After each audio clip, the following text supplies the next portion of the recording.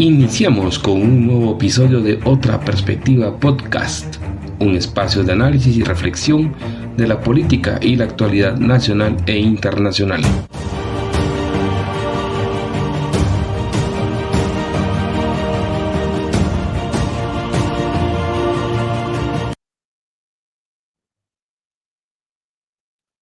Sean bienvenidos al episodio número 18 de Otra Perspectiva Podcast. Hoy estaremos haciendo un episodio relativamente corto, aunque sí tiene mucha información y mucho contenido sobre dos aspectos que están pasando en la coyuntura internacional. Una está vinculada a Centroamérica y otra en los Estados Unidos de América. En el caso de Centroamérica, una serie de dudas y de eh, situaciones de críticas que se dio y de muchas especulaciones, debería ser el término correcto, en la visita que esta semana hizo el presidente Nayib Bukele a Costa Rica. Y bueno, y luego está el tema de la designación de algunos funcionarios ya que acompañarán al presidente Donald Trump a partir de enero, a partir del 20 de enero, cuando él ya tome posesión en su segundo mandato en Estados Unidos. Entonces, muy brevemente vamos a hacer un abordaje de ese tema, primero centroamericano local, porque está generando mucha duda.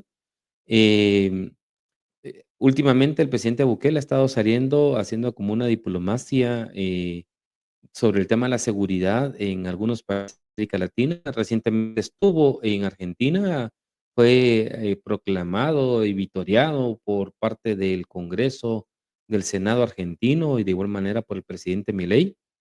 Y esta vez, de igual manera, digamos, vemos como en Costa Rica, pues obviamente la sociedad, la población lo acoge con mucha simpatía, con mucha alegría y obviamente también el presidente de Costa Rica lo recibe y lo condecora, le da la mayor condecoración que le correspondería a un ciudadano o a un presidente que da el gobierno costarricense.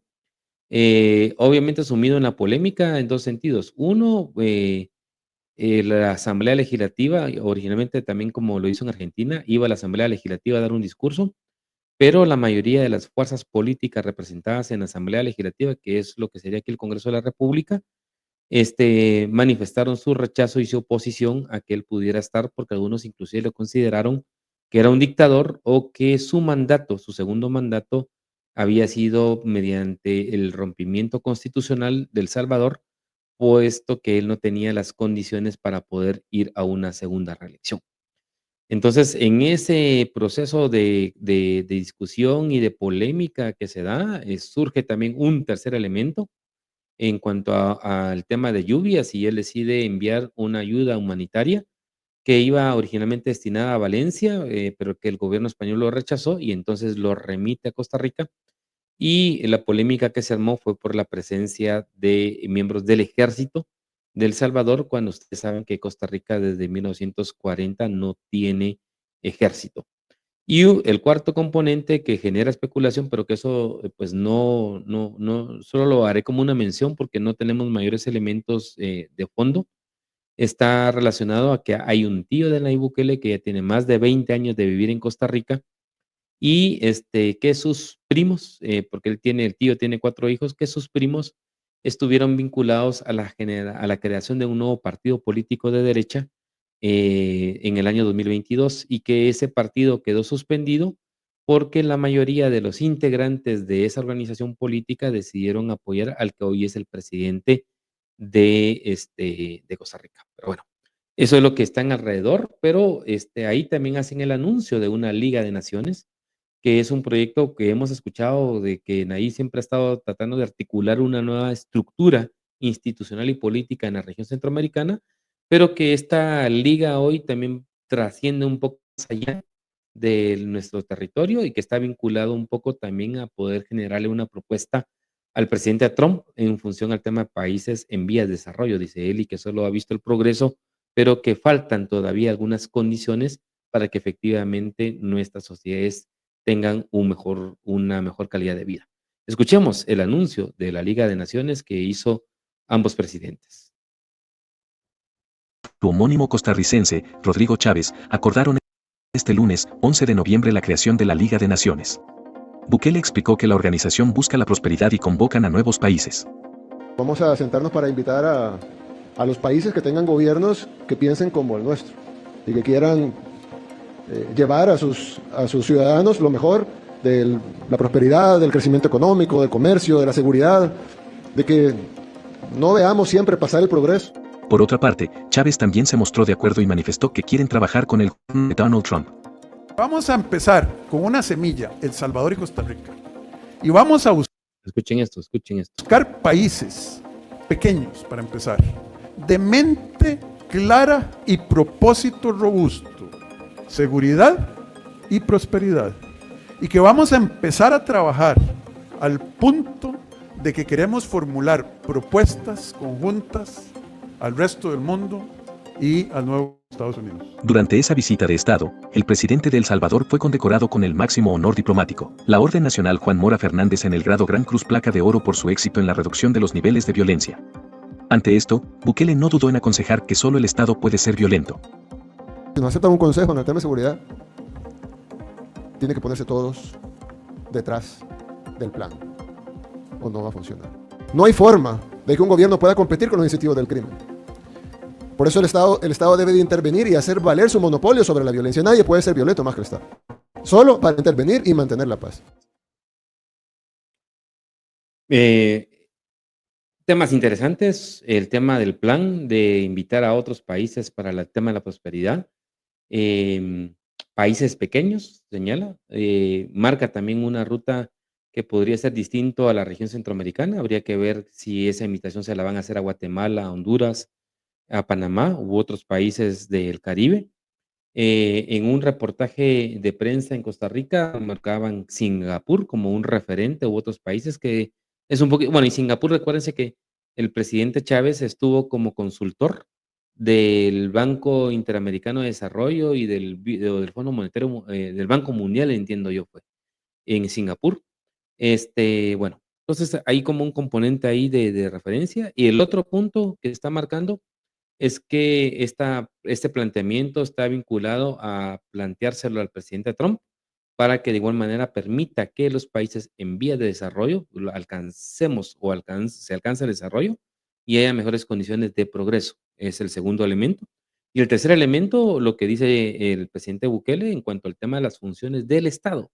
Es decir, que el Estado tiene que ser garantías mínimas para poder lograr tener, por ejemplo, mayor inversión o proyectos de generación de trabajo con inversión extranjera en estos países. Entonces, eh, ahora, ¿cómo se da este contexto en cuanto a la visita? Porque cuando él señala el tema de las recomendaciones en el tema de la seguridad, hay un punto importante, ¿verdad? Que es importante que veamos. Y este está relacionado al tema de la tasa de homicidios. Costa Rica está viviendo una fuerte ola de violencia en donde se le ha estado criticando mucho al presidente Chávez que en estos últimos 2 años no ha podido enfrentar esta dinámica de violencia, de homicidios, de pandillas y de narcotráfico. Y si ustedes ven, aquí en la línea morada es Costa Rica, al 2023, la tasa de homicidios por cada 100,000 habitantes es de 17.9, mientras que miren, El Salvador es del 2.4. Guatemala está aquí abajito, 16.7, que tiene, digamos, una ruta, de vinculación con relación al tema el tema de los homicidios. Entonces, es, bastante relevante, ¿verdad? El tema de la presencia que hizo el presidente Bukele en Costa Rica en función al tema de esta crisis de seguridad. Pero obviamente, en ese marco, hizo una visita a una de las cárceles, hizo visita a algunas comunidades en cuanto al tema del trabajo de las pandillas, pero obviamente esto generó polémica, ¿verdad? Generó la polémica que ya señalé. Y escuchemos un poco esta referencia que hace un youtuber de El Salvador, que recoge el punto uno de, digamos, qué es lo que se está recibiendo, qué es lo que mandó el presidente Bukele, y el posicionamiento de las diferentes fuerzas políticas representadas en la Asamblea Legislativa, en donde se oponen a la ayuda humanitaria y a la presencia de militares en Costa Rica. Escuchemos. Por lo que ha sucedido de la ayuda humanitaria. Y no solamente eso, han estos políticos costarricenses han atacado fuertemente al presidente Bukele y al presidente de Costa Rica, Rodrigo Chávez, por todo lo que sucedió. Vamos a ver qué ha sucedido, qué es lo que han dicho algunos políticos. De hecho, han retrasado algunas de las ayudas que se han enviado hacia Costa Rica. Vea esto. Una imagen dice más que 1000 palabras. Estamos viendo que el equipamiento es material sanitario, alimento para nuestra población y es esencialmente bomberos. La unidad que viene del ejército es una unidad de buzos para rescate subacuático. Sabemos que en las inundaciones muchas veces los ríos atrapan personas, muchas de estas personas quedan atrapadas y a veces cuando mueren lamentablemente no se puede dar con ellos. Este es un equipo de buzos altamente especializado que no trae una sola arma de fuego. Ninguna de las personas ha ingresado una sola arma de fuego, entonces yo descarto cualquier relación con temas militares. Esta es una operación en pro del pueblo de Costa Rica que se hizo en un tiempo récord de 12 horas y lamentablemente pues hay gente tratando de oponerse a todo lo que genera beneficio para el pueblo y todo lo que el gobierno hace. Entonces yo quiero quedar aquí muy claro, muy enfático en decir que esta es una operación humanitaria que lo que pretende es llevar ayuda y colaboración a nuestra población. Bueno, voy a decirle, Escuche cómo comienzan a discutir esto. esta diputada le dijo al presidente en un foro internacional en Colombia que el presidente era un violador. Que seguro ella tiene evidencia. Estaba ahí viendo. No, eso es, o sea, más vacío que un canasto. Sí, pero Memo, este representa la burocracia de gente estúpida, bien tonta, Bien, no sé si es muy ofensivo decir estúpida. Sí, es bien tonto y bien tonto. ofensivo. Ah, bueno. Es las dos ¿Aplica cosas. o no aplica? Aplica, pero es falta de respeto. Oh, ok. ¿Y qué dice aquí? Dice, Arias le da 1 hora a Chávez para que aplique la razón, para que explique las razones de la entrada de militares salvadoreños. Otro artista. Wow. Él es el presidente de la Asamblea Legislativa, es el hermano del expresidente Oscar Arias y es uno, digamos, de los políticos más respetados o consagrados en Costa Rica. Entonces, señor Chávez, tienes 1 hora para rendirme cuentas a mí sobre la entrada Eso de es militares. donde uno realmente dice, se perdió el sentido común. Y si Se esto perdió. fue, pero sabe, si esto fue Oscar Arias el presidente, Rodrigo pondría semejante cosa. No, Entonces jamás. es un ataque político. No, jamás. Sí, sí, Bueno, ahí está. Como ustedes ven, la pugna, el hormigueo, o sea, ahí llegó a generar y a remover el hormiguero político en Costa Rica en función a, digamos, este debate en cuanto al proceso de otras fuerzas políticas que estaban solicitándole que inclusive no llegara a El Salvador. Hubieron 2 actores políticos, uno el conservador, el que quedó en segundo lugar con el presidente Chávez en la elección, que sí salió a agradecerle a Bukele, pero obviamente planteó el tema de la preocupación por el tema del ejército. Pero bueno, y el debate estuvo enconado con todas las fuerzas políticas actuales y pasadas. Hubo un cuestionamiento de parte de la expresidenta Laura Chinchilla, que era del Partido Socialdemócrata, el Partido de Liberación Nacional, quien dijo que eran migajas lo que estaban recibiendo de Bukele y hizo referencia a que habían otros presidentes a los cuales había que aprenderles mejor en cuanto al aporte que podían darle a los costarricenses y el presidente Bukele como tal, en manejo de las redes, pues sí, le dio una respuesta y un knockout a la presidenta al señalar una foto en la que marcaba que esos eran los presidentes a los cuales en su momento ella les ponía atención y pone a la par a Raúl Castro y a Hugo Chávez. Miremos esta parte, por favor.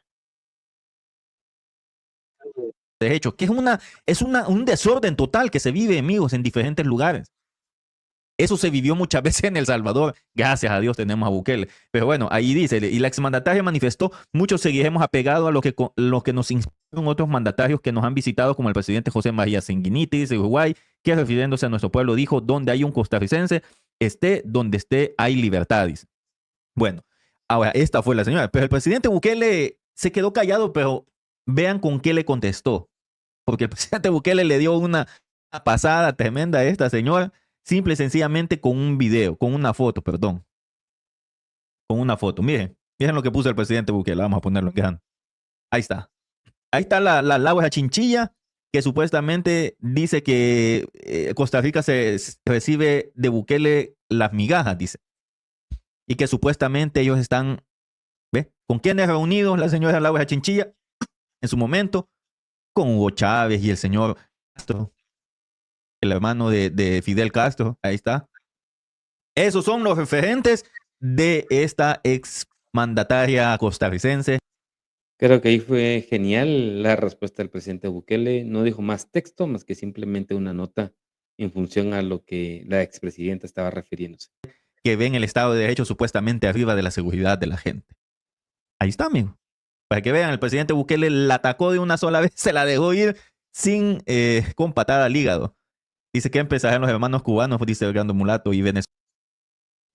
Comparto esta visión de este youtuber salvadoreño. O sea, fue magistral la respuesta de Bukele frente a estas mismas, digamos, cuestionamientos que estuvieron haciendo como indicaba, la clase política pasada y presente con relación a lo que Bukele le otorgó como ayuda humanitaria a los costarricenses. Obviamente, como les digo, el componente que está marcado ahí es que está el tema de si hay una relación o no con los familiares que están en Costa Rica, si efectivamente estos familiares van a tener un rol protagónico en el siguiente proceso electoral. También se habla y se especula ahí que el presidente Chávez puede renunciar 6 meses, al igual que lo hizo Nayib Bukele en El Salvador, para buscar un segundo mandato, o que él va a la Asamblea Legislativa para darle mayor cohesión, con mayor fuerza política en la Asamblea, porque hoy él no tiene fuerza, no tiene mayorías, está en una minoría en la Asamblea Legislativa. Entonces eso, de una u otra manera, es lo que está generando todo un tema de especulación y de debate y de encono entre los diferentes actores políticos. Y Nayib Bukele, ese mismo día, esa misma noche, pues obviamente empieza a marcar y responderles a algunas críticas, algunos datos que creo que son importantes que escuchemos en el discurso que él da. Escuchemos esta primera parte del discurso que él señala. De gran envergadura. Ahorita estamos trabajando una renovación total de una carretera que incluye un viaducto de 1 kilómetro de largo, aéreo. Es un proyecto de $400 millones financiados entre el Banco Centroamericano de Integración Económica y Corea. Y así, en cada país de la región vemos cómo las empresas coreanas están impactando y están invirtiendo más fuertes, tanto en relaciones gobierno-empresa privada como relaciones directamente entre privados. Y es parte de esa expansión que ha tenido Corea, que yo he hablado con miembros del gobierno de Corea, como empresarios coreanos, y siempre les decía que para nosotros Corea es un ejemplo a seguir. ¿Y por qué Corea es un ejemplo a seguir? Porque son un país desarrollado, porque son un país rico, porque son un país de alto crecimiento, sí, claro. Pero hay otros países que también son desarrollados, que también son ricos, que también tienen alto crecimiento. La diferencia entre Corea y esos otros países es que Corea, al igual que nosotros, no tiene petróleo, no tiene gas natural, no tiene esa explotación necesaria de productos de minería o de ese tipo, sino que... Hay que ponerle atención a este componente que señala Bukele. En el caso de Guatemala es contrario. Tenemos petróleo, tenemos minas, tenemos riqueza natural, ¿verdad? Y que podría dar un potencial mayor al que tiene nuestro país. Pero bueno, es interesante este enfoque que tiene el presidente Bukele. Lo que tenían era la innovación de su gente y la decisión y la voluntad de salir adelante.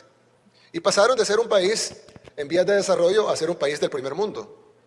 Y entonces se vuelve un ejemplo para nuestra región, que somos una región en vías de desarrollo con la voluntad de trabajar y de aprender de nuestros hermanos mayores para podernos desarrollar algún día como ellos se lo hicieron también. Y digo doblemente importante porque eso en primer lugar, y en segundo lugar porque coincidió con mi visita a este hermoso país, hermano además de Costa Rica, hermano de mi país, de El Salvador, en donde hemos tenido una recepción increíble. La verdad no me esperaba una recepción tan buena. El pueblo de Costa Rica no solo es un pueblo noble, trabajador, laborioso, sino que además nos ha recibido con mucho cariño, y lo hemos visto en las calles, afuera, en los eventos, en los pasillos, en los lugares a los que hemos ido, y hemos tenido una recepción increíble. Y básicamente eso es lo que resalta, que somos pueblos hermanos, y pueblos hermanos que ahora, además con la nueva visión de la presidenta del banco, queremos tener más aliados, y que los pueblos hermanos fundadores del banco nos pongamos de acuerdo para poder tener más aliados. Ok, como ustedes vieron, aquí esta visión que tiene Nayib Bukele es interesante.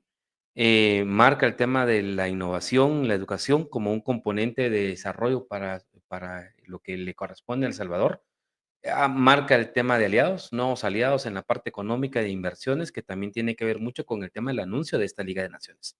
Pero de igual manera señala en esta conversación que lo que han hecho en El Salvador es un avance, pero que es un piso, que falta todavía muchos componentes más a desarrollar en dicho país para que tenga los niveles de progreso. Y esto confirma un poco la tesis que se ha marcado de que el proyecto de Nayib Bukele va para 20 años y que por lo tanto entonces el entendimiento de salir a hacer nuevos aliados, una nueva reconfiguración regional, entre otras cosas más por el estilo, tiene sentido con este proyecto político que está desarrollando el presidente Bukele y que hoy quiere expandirlo, sin duda, a otras fronteras. Escuchemos esta parte. Pero duró entre 12 a 20 años y luego de eso tuvimos otra guerra, que era la posguerra, y luego vinieron las pandillas, que fueron otra guerra. En ambas guerras, la guerra, sumémosle la posguerra y luego las pandillas, perdimos 250.000 de salvadoreños que fueron asesinados, más 1/3 de nuestra población que tuvo que emigrar, y luego los 2/3 de la población que no fueron ni asesinados ni emigraron, pues sufrieron los embates del subdesarrollo. La pobreza, la exclusión, la extorsión y la misma delincuencia en los otros ámbitos. Y nos costó mucho poder virar del camino al despeñadero al que íbamos a un camino que va a ser progreso en todo sentido. Nos convertimos del país, literalmente el país más inseguro del mundo, más inseguro que cualquier país de Asia, más inseguro que cualquier país de África, más inseguro que cualquier país de América, país más inseguro del mundo, más inseguro que Irak, más inseguro que Afganistán, era El Salvador. En ese tiempo nos pusieron el sobrenombre, nos pusieron el título de la capital mundial de los homicidios. Ese era El Salvador, era la capital mundial de los homicidios. Y ahora lo hemos convertido en el país más seguro del hemisferio occidental. En el año 2023 cerramos como el segundo país más seguro después de Canadá. Esperamos cerrar el año 2024 como el país más seguro de todo el hemisferio occidental. Eso ya lo vimos en la estadística que tiene sentido, 2.3, en cuanto al tema de cómo es que hubo esa reducción en el tema de los homicidios por cada 100.000 habitantes en El Salvador. Y eso para nosotros no es la transformación del Salvador, sino es el inicio de la transformación del Salvador. Oigan, Porque luego viene todo lo demás, lo que se puede construir sobre un país seguro. Hace unos minutos o hace unas horas tuvimos una reunión con empresarios en el INCAE y hablábamos sobre lo que ahora queremos construir sobre un país seguro. Un país que tiene seguridad jurídica, un país que tiene estabilidad política, un país que tiene seguridad física y un país que tiene una visión de atracción de inversiones y de promoción de la inversión privada y de la inversión extranjera. Ok, vieron ustedes, es contundente, ¿no? Lo que señala es el piso, tienen condiciones en cuanto al tema de los logros de seguridad física, seguridad jurídica, estabilidad política, y están invitando al tema de inversiones al país con gente educada para poder tener condiciones de progreso. Interesante esta visión. Y entonces estos elementos son los que de una u otra manera, como les digo, están alrededor de esta alianza y de esta generación de propuesta que está presentando el presidente Bukele en Costa Rica para todo el mundo y para toda la región, y que es lo que está generando la especulación, ¿verdad? Hacia dónde va por la política en el caso de Costa Rica. Y da un último mensaje que sería importante que le pongamos un poquito de atención. A mí me llamó la atención y se los quiero compartir. Desarrollo humano, en biodiversidad, en turismo, que es una de las apuestas que estamos haciendo en El Salvador, pero por supuesto Costa Rica nos puede dar clases en turismo. Y aportarles lo poquito que podemos aportarles en el tema de seguridad, salvadas las diferencias entre los países y los sistemas políticos, pero lo que podamos aportarles en el tema de seguridad, que no es tan grave como el que teníamos nosotros. Pero yo les decía que eso es una bendición para que lo puedan resolver ahorita, que no es tan grave como lo que llegó a El Salvador ni por cerca. Y cómo entre naciones hermanas podemos ayudarnos mutuamente. Costa Rica tiene ahorita una situación climática problemática y inmediatamente nosotros teníamos una ayuda que estaba lista para ir a Valencia, en España. El gobierno español decidió otras cosas y redirigimos la ayuda a Costa Rica. Hoy a las 6 de la mañana viene el primer avión, a las 12 del mediodía viene el segundo avión y en la tarde viene el tercer avión con 300 rescatistas, 400 toneladas de alimentos y 20 toneladas de insumos médicos para trabajar con las poblaciones afectadas. Y no porque seamos... Muchas gracias.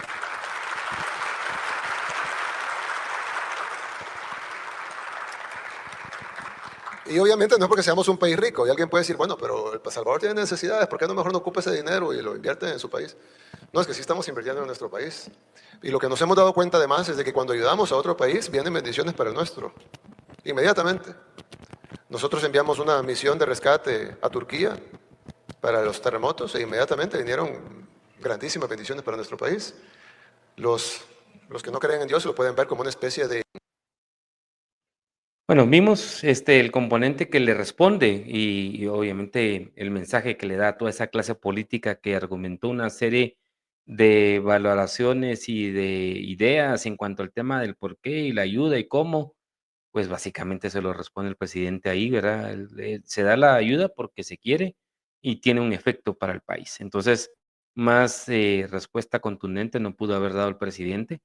Como les digo, marca un tema de atención en función al tema de hacia dónde se puede ir generando esta relación política, esta relación de cooperación entre Costa Rica, entre El Salvador, entre la invitación a otras naciones, entre la búsqueda de inversión, entre el componente de que el tema de seguridad es una base, pero que se requieren otras cosas más.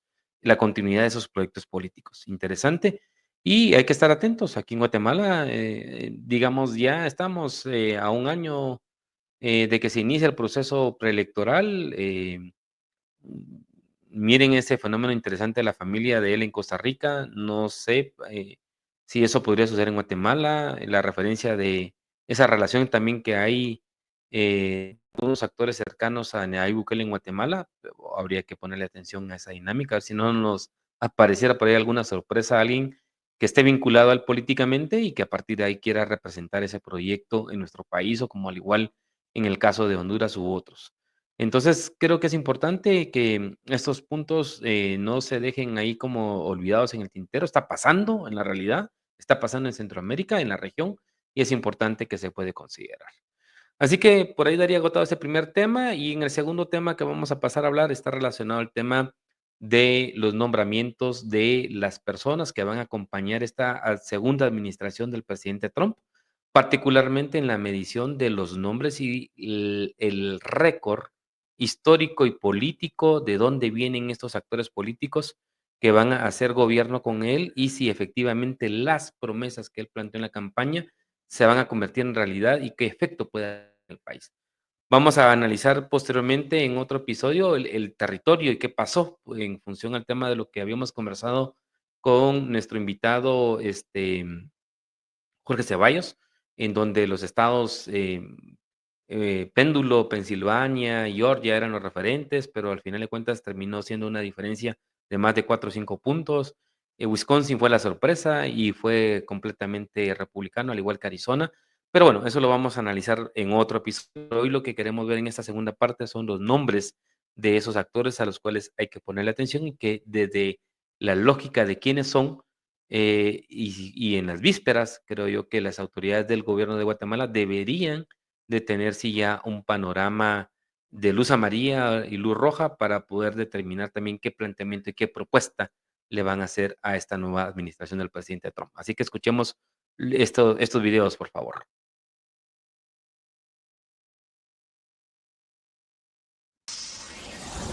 Hay más nombramientos que ya ha anunciado Donald Trump, los del multimillonario Elon Musk y el ex candidato presidencial Vivek Ramaswamy. Ambos estarán al frente de un nuevo departamento propuesto para mejorar la productividad del país. El presidente electo quiere acabar con la burocracia y las regulaciones excesivas del gobierno. Musk ha dicho que quiere recortar $2 billones del presupuesto federal, mientras que Ramaswamy cree en los despidos masivos en ciertas agencias federales. Marco Rubio, senador cubano-americano de 53 años, se convertiría en el primer latino en ocupar el cargo diplomático más importante de Estados Unidos. Sería un recorrido sobresaliente. En las primarias de 2016, Rubio fue rival de Donald Trump, pero después lo apoyó y en esta campaña de 2024 ha sido una figura relevante. Miembro del Comité de Relaciones Exteriores del Senado, con posiciones críticas hacia el régimen cubano y venezolano, Rubio es senador por Florida desde 2011. Después de haber servido en la Cámara de Representantes del Estado de 2006 a 2008. Cristina Londoño nos dice qué representa la posible llegada de Rubio al Departamento de Estado. Aliado y espadachín de Donald Trump a lo largo de la campaña, Marco Rubio está a las puertas de convertirse en el diplomático de más alto rango, a cargo de la política exterior de los Estados Unidos. Elección que no solo aplauden los republicanos. Y también a algunos demócratas que se siente que con Rubio esa política al exterior de Trump no va a ser tan impredecible, no va a ser tan caótica. Entre las políticas que Rubio ha apoyado están las de línea dura contra China e Irán. Ha defendido la postura de Trump de negociar el fin de la guerra de Ucrania y ha sido implacable contra los regímenes de Cuba, Nicaragua y Venezuela. La noche de la elección de Trump, cuando ya sonaba su nombre como posible secretario de Estado, apuntó a esos países como grandes causantes de la crisis en la frontera. Pero vemos el daño que ha causado una Nicaragua, un régimen en Cuba, en Venezuela, por ejemplo, que ha sido una tragedia enorme. También tiene raíz en todo esto. Rubio no siempre fue aliado de Trump. They hate little Marco Rubio so much. En la Florida odian al pequeño Marco, dijo Trump hace 8 años cuando se disputaban la nominación republicana a la presidencia. Y hace 4, Rubio votó a favor de certificar el resultado de las elecciones del 2020 que dieron a Biden como ganador. Ahora, Rubio defiende las políticas de Trump, incluyendo las deportaciones masivas, y habla de negociaciones para promover una inmigración ordenada. Pero tiene que ser una reforma migratoria legal. Pero la noticia de Rubio no fue aplaudida por todos. Algunos promotores de la política de Estados Unidos primero lo llaman guerrerista. ¿Rubio? ¿Será que Hillary no estaba disponible?, dijo esta partidaria de Trump. Rubio es un desastre, afirmó este otro. El ala más radical o megamá del partido aboga por Rick Grenell, el combativo y controversial ex embajador de Estados Unidos en Alemania. Saludamos a Cristina Londoño en Washington. Cristina, veíamos partes de tu entrevista con el senador Marco Rubio la noche de la elección. Le preguntaste incluso de esta posibilidad de que fuera nombrado secretario de Estado, ¿cierto? Así es, Julio, y se rió. No lo confirmó, dijo que eso estaba en manos de Donald Trump, pero que él estaba listo a servir en el gobierno en el puesto en que Trump considerara que más podía contribuirle a su gobierno. De ser confirmado, Marco Rubio sería el ejemplo máximo del sueño americano, un hijo de una camarera y también de un mesero convertido en el secretario de Estado, el puesto diplomático más poderoso de la nación más poderosa del mundo. Bueno, como hemos señalado, en este caso, el día de la elección, el 5 de noviembre, pues se escuchó esta declaración del senador Rubio, en el cual pues ya se identificaba como una posibilidad de que él pudiera ser parte del gabinete de Trump y que fuera el secretario de Estado. Se confirmó esa situación. Y de una u otra manera, pues lo que él dijo el 5 de noviembre fue bastante interesante porque él sí está planteando el tema de una reforma migratoria integral, en la cual señaló, ¿verdad?, de que los que tenían que estar como preocupados eran aquellas personas que tenían algún historial de criminal, pero que no las familias, ¿verdad? Que las familias iban a ser consideradas y que se iba a establecer sí un mecanismo mucho más ordenado en cuanto al tema de lograr la migración, en la cual él señalaba que generalmente Estados Unidos tenía 1 millón al año de ingreso de migrantes regulados y que por lo tanto esa era como la ruta que ellos iban a seguir en el proceso de la migración. Hasta ahí, digamos, está como interesante y está como previsto ese proceso de que para algunos actores le marcan tranquilidad, ¿verdad? En cuanto al tema de este anuncio de que sea Rubio el secretario de Estado. Y de ahí con Elon Musk, pues obviamente sí hay una función nueva aparentemente de participar en el gobierno. Musk ha planteado de que su idea es achiquitar completamente la administración del gobierno de Estados Unidos, de más o menos 400 y tantas agencias a 99 y que sí van en una lógica de, pues obviamente de la extrema derecha de poder reducir el Estado a su máxima expresión. Pero luego hay otros nombramientos que yo creo que son importantes que escuchemos y que yo creo que hay uno en particular que sí, digamos, creo yo que genera un poquito de duda en cuanto al tema de hacia dónde y cómo se va a orientar esa relación con el tema de los migrantes. Escuchemos esta segunda parte del gabinete de Trump. quiere al presentador de Fox News, Pete Hegseth, para que sea su secretario de defensa. Más allá de su carrera en los medios, veterano de guerra, sirvió tanto en Irak como en Afganistán. También se lanzó sin éxito al Senado por Minnesota en el año 2012 antes de unirse a la cadena. En un comunicado, Trump dijo que esta decisión fortalecerá el poderío militar de los Estados Unidos. Pongan así atención a estos dos personajes que sí son los que entiendo yo están generando mucho más polémica y mucho más discusión en cuanto al papel que van a desarrollar en este gobierno de Trump.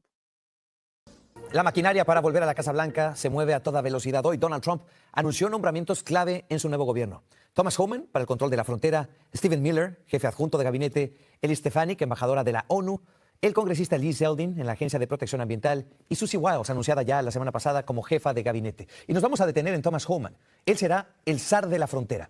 Fue el director interino de ICE durante 1 año y medio en la primera presidencia de Trump y participó en la redacción del libro Proyecto 2025. Ahora, dijo Trump, tendrá a su cargo la deportación de inmigrantes sin documentos. Cristina Londoño preparó el informe.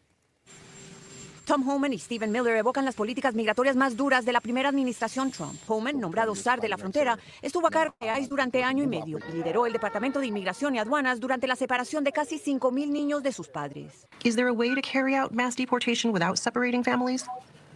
Of course there is. Families can be deported together. Stephen Miller, designado como jefe adjunto de la política de gobierno del gabinete, ya nos había dicho que estaba listo a impulsar las deportaciones masivas. Day one. Sí, el día 1 y empezamos con los criminales que han inundado al país, me dijo. Horrific immigration policies, and so Son los arquitectos de políticas horrorosas de la separación de familias, de campamentos de detención y tendremos que pelear, dijo la congresista demócrata Pramila Jayapal. Y no es la única en son de batalla. Según Clarissa Martínez, organizaciones pro inmigrante ya diseñan su estrategia. Están preparándose para trabajar con nuestra comunidad, a mantenerla informada y a tomar ventaja de todo lo posible en términos de leyes y derechos que se puedan usar para proteger a la comunidad latina. También afirmó que varios estados liderados por demócratas han anunciado que le harán resistencia al gobierno federal. Si no van a ayudar, que se quiten del maldito camino, porque lo vamos a hacer, dijo esta mañana en la cadena Fox Tom Homan, prometiendo usar agencias de la ley locales en sus esfuerzos de deportación. Yo creo que el presidente Trump hizo promesas en la campaña y con estos nombramientos el mensaje que envía es que las va a cumplir. Sin embargo, Sopo puso en duda la deportación de familias enteras mencionada por Homan. La política que va a ser de la administración del presidente Trump viene de la rama ejecutiva, no viene de entrevistas en la televisión. Faltan 70 días para el inicio del nuevo gobierno. Y una señal de que estas deportaciones pueden iniciar el día 1 es que ni el puesto de Homan ni el de Miller necesitan ser confirmados por el Senado, Julio. Sí, eso es importante, Cristina. ¿Y hay indicios de cómo será el proceso de deportaciones? Bueno, en entrevistas previas ambos han dicho que primero van a perseguir a los que tengan pasado delictivo y criminal. Reconocen que ahí pueden caer otros indocumentados que no hayan cometido delitos. Pero también los dos han dicho que se verán redadas en puestos de trabajo, algo que la comunidad conoce y siembra terror. Bueno, estos son tal vez sin duda los dos nombramientos más polémicos. Ustedes ya vieron las respuestas de este señor Homan, que realizó a la televisión americana, en donde sí realmente daba pavor la respuesta que él señala en cuanto al tema de la solución de la separación de los niños y con el tema de que sí hay otra forma de que ocurra el mecanismo de atención a quienes están siendo detenidos en las fronteras de manera irregular y que es básicamente que se rechace a todas las familias. Em, Creo yo que esto va a generar, tal vez va a ser como lo más duro, y también nos está marcando una ruta de cuál va a ser el posicionamiento que estaría marcando para que Guatemala, a través de las autoridades respectivas, también vayan pensando ya una estrategia y un planteamiento de qué es lo que le van a proponer al gobierno americano, si es que llegan a ejecutar estas decisiones tan fuertes que ellos están señalando.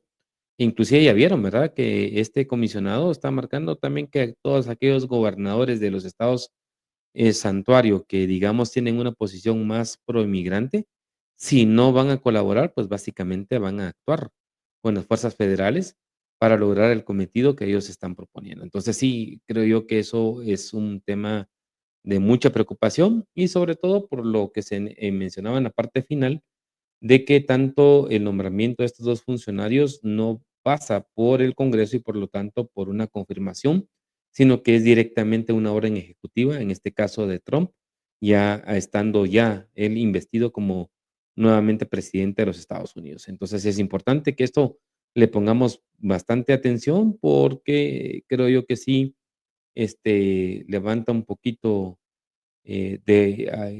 da alerta, da luz roja en cuanto a cómo es que se vaya a enfrentar el tema de los migrantes en Estados Unidos ahorita con este segundo mandato de Donald Trump. Y bueno, y luego miremos este último componente de quiénes son los que integran el tema del gabinete que tiene, digamos, un referente al secretario de Justicia, que también está levantando mucha polémica, y el secretario de Salud, que es uno de los candidatos que se retiró, un independiente y que le dio el apoyo a Donald Trump y que viene, digamos, de una familia tradicional demócrata como son los Kennedy. Así que veamos este último segmento del gabinete de Trump. Representante Mike Gates, como secretario de Justicia de Trump, crece con las horas. Solo en las últimas 24 en Google se hicieron más de 2 millones de búsquedas con el nombre en Estados Unidos. En X hay un número similar de publicaciones sobre él. Aquí le contamos que fue investigado por el tráfico sexual de una menor, una de varias acusaciones contra Gates que el Congreso también investigó y cuyas conclusiones estaban a punto de revelarse. Cristina Londoño tiene lo último.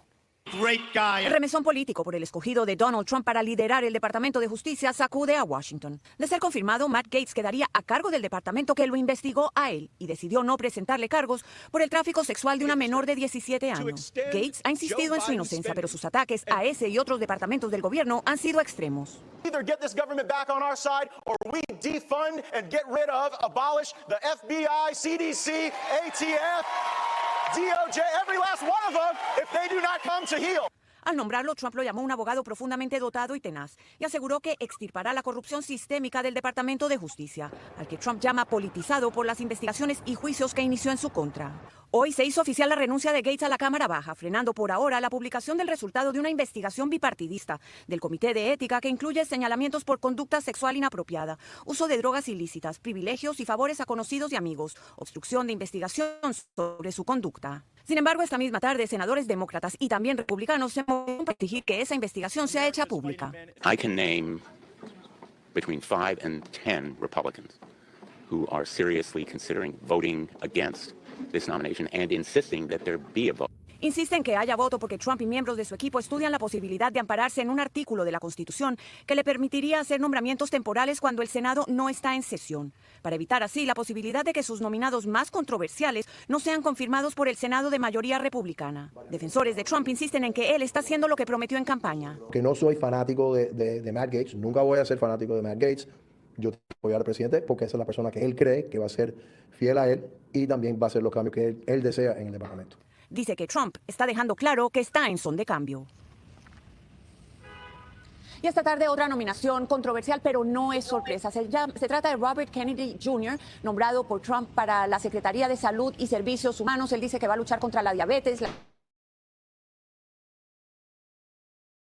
obesidad, el uso de pesticidas. Pero sus críticos lo llaman ambientalista, no tiene experiencia en salud pública y ha promovido teorías de conspiración. Por ejemplo, ha dicho que las vacunas, entre otras cosas, causan autismo, algo que los expertos desmienten. Sobre el COVID-19 dijo que fue hecho específicamente para afectar a los negros y a los hispanos y para salvar a los chinos y a los judíos. Y también ha prometido despidos masivos en lugares como la Administración de Alimentos y Medicinas en los Estados Unidos. Julio, cambios fuertes son los que se avecinan. Bueno, creo yo que es importante tener en cuenta estos nombramientos que se han anunciado, en donde, como les decía, sí, pues da mucha duda en cuanto al tema de hasta dónde van a llegar estos límites que se está planteando el presidente Trump con su equipo y con lo que representa cada personaje que está siendo nombrado, particularmente este César de Fronteras, este secretario de Justicia, el secretario de Salud, que de una u otra manera pues está vinculado a, algunos marcaban que habían algunos aspectos que era más de campaña electoral y no una propuesta en concreto, como lo estaba planteando el senador. Pero bueno, esto debe de marcar, como insisto, ¿verdad? Una alerta amarilla o roja a las autoridades de gobiernos, como en el caso nuestro, de cómo poder asumir una postura y qué es lo que van a plantearle a las autoridades del nuevo gobierno de Estados Unidos, porque sin duda sí, hay algunas cosas que me imagino las van a implementar y las repercusiones que tendrán, pues al momento yo creo que no tenemos la dimensión del impacto, pero yo creo que si ya sabemos eh, por el historial de los personajes, por su historial en la administración de Trump y por lo que está alrededor de lo que han ido declarando, pues yo creo que sí tenemos que tener algún planteamiento de no hacerlo y realmente sí sería como muy irresponsable de parte del gobierno de Guatemala, porque sí, pues obviamente están vistas ya, las vísperas ya están marcadas ahí. Pero bueno, seguiremos analizando estos temas y otros más relacionados a la coyuntura nacional e internacional. En el caso de Guatemala, un tema relevante es que todavía tenemos una agenda legislativa bastante agitada en estas últimas 2 semanas. Recientemente se aprobó varios decretos, pero particularmente una ley que pues busca cambiar el modelo de contratación de la red vial de nuestro país, que es la ley de infraestructura prioritaria. Tendremos un episodio sobre esto próximamente y tendremos también alguna conversación con algunos actores del Congreso de la República, con el cual profundizaremos o con quienes profundizaremos algunos puntos que están relacionados a estos temas de importancia para el país. Así que mientras hemos llegado a el fin de este episodio número 18, y así que les agradecemos por su atención y siempre pedirles que puedan suscribirse en la campanita para que estén actualizados con los episodios, para ver los horarios de lanzamiento de los mismos y que de igual manera nos puedan seguir en las diferentes plataformas, en YouTube, en Facebook, en Spotify, en iVoox, para que nos puedan seguir escuchando. Así que agradecemos su atención y su paciencia y nos vemos en la siguiente. En otro episodio de Otra Perspectiva Podcast. Síguenos en nuestras plataformas en YouTube, Facebook, Twitter, Spotify e iVoox.